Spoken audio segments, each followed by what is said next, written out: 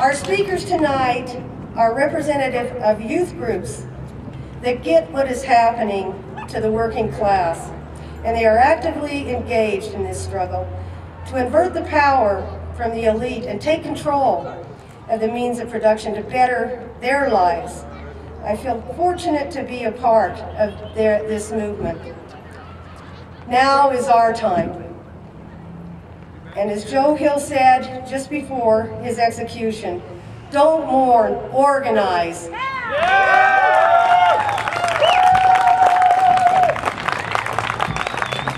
Our first speaker tonight will be Heidi Belka. Heidi is a journeyman stage technician with the International Alliance of Theatrical Stage Employees, Local 99. She is an activist with a big heart, and she is here to bring you the truth. Heidi?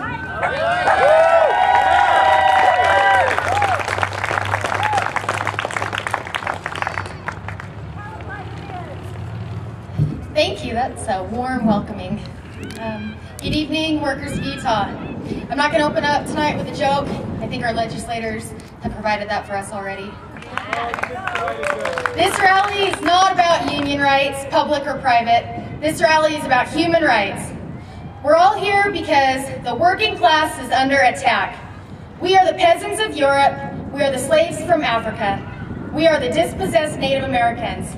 We are the tenant farmers, the factory workers, the teachers, the police, and the army. We are the ones that built America. We are the ones who built the most expansive empire the world has ever seen. We are the working class. We are the majority. It's time now that we be heard. It's time that our elected officials listen to us. It is us, the working class, who keep this country running. Where is our bonus? Where is the loyalty towards us? We are loyal sometimes all of our lives. To what end? To be laid off in our 40s or 50s to help heal this country's deficit? I don't think so. There's a master plan at work here, and we are not reaping any of the rewards. We are only sacrificing more of our lives and working harder and harder for those few elite to line their pockets. Let's think back to the late 1800s and early 1900s right here in Utah, towards the rise of the labor movement. How quickly, yet how painfully, our great-grandfathers and our great-grandmothers turned this country and its capitalists on their ear. They said, "We will not send our children to the mines anymore. We deserve a day of rest. We want a minimum wage. We want safety in the workplace." Now each of you reflect at how quickly these rights are being stripped away from us. This is not what our ancestors fought so hard for. It will not be so easy for the ruling parties to take us back to those times.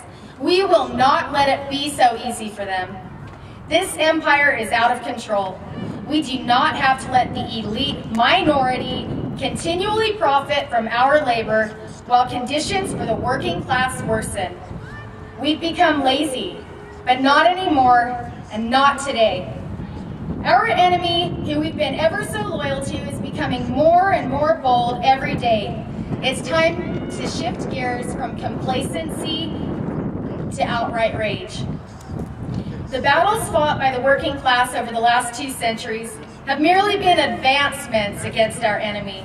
We have allowed them to take control of our political system, and now they're after the rights of the working class. Well, they can't have them. We're the ones that keep this country running. We're the ones that will make this country great again. It's time to take back our country from those who would so quickly dispose of us and replace us. Are we going to let them strip our rights away? No! Amen. There's a saying that goes, "A nation of sheep begets a government of wolves." Are we sheep? No! That's right. Let's prove it. Let's kick the wolves out. How do we do it? We march, we rally, we boycott, we picket, we sit in, we strike, and we turn off our TVs that are sedating our minds, and we seek out real news sources. We unite. We unite not as unions or environmentalists or immigrants. We unite all together. We unite against our common enemy, the greedy corporations and self-important politicians. We unite with the environmentalists. Their enemy is our enemy. We unite with the immigrants. Their enemy is our enemy. We unite against the corporations who we bailed out, yet they don't pay the same taxes that we do. Each of us has a common enemy. That is the corporations and the elite that profit off the backs of our hard labor. They make a profit gobbling up resources without regard to future generations. They make a profit driving indigenous peoples from communal lands, and they make a profit selling energy that is non-renewable and polluting. They make a profit selling you an unsustainable consumer society. Are you guys angry? Yeah! That's right, I'm pretty angry too. If you're not angry, you need to turn off your TV and you need to turn on your publicly funded radio and listen to what's going on. Start talking to your friends about what's really at stake here. Take a stand. Support your local businesses and realize that these mega corporations have tricked us. They've tricked us into buying more and more stuff that we really don't need. What really is important is food, shelter, and camaraderie. We're united here today to take a stand in solidarity with the workers of Wisconsin whose rights have been stripped away by our very same enemy here in Utah. The same enemy who profits from imperialism. The enemy who profits from all the disasters and crises by instituting their policies amidst all the chaos. They're taking advantage of us. Our enemy disposes so easily of American lives merely in exchange for a paycheck or an education.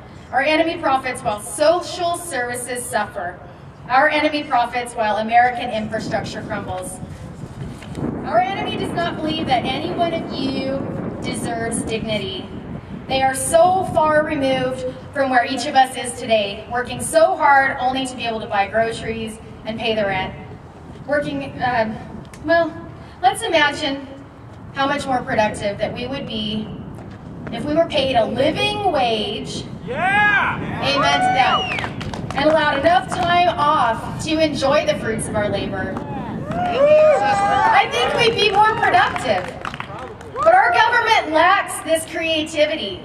Given more time off and a living wage, we would be more productive and a balanced society. Our enemy needs to have a portion of the population severely disadvantaged.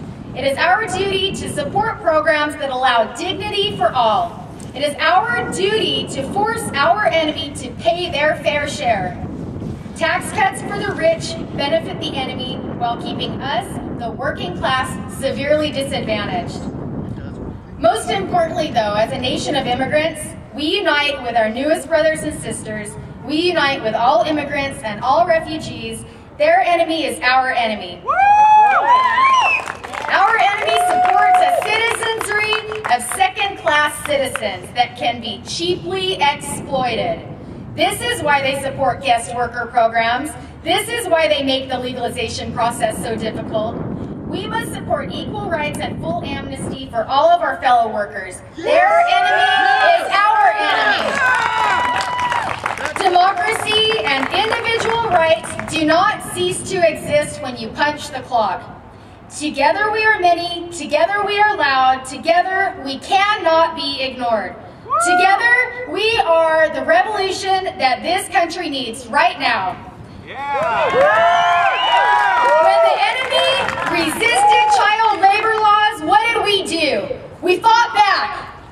When the enemy insisted on a 16-hour workday, what did we do? We fought back.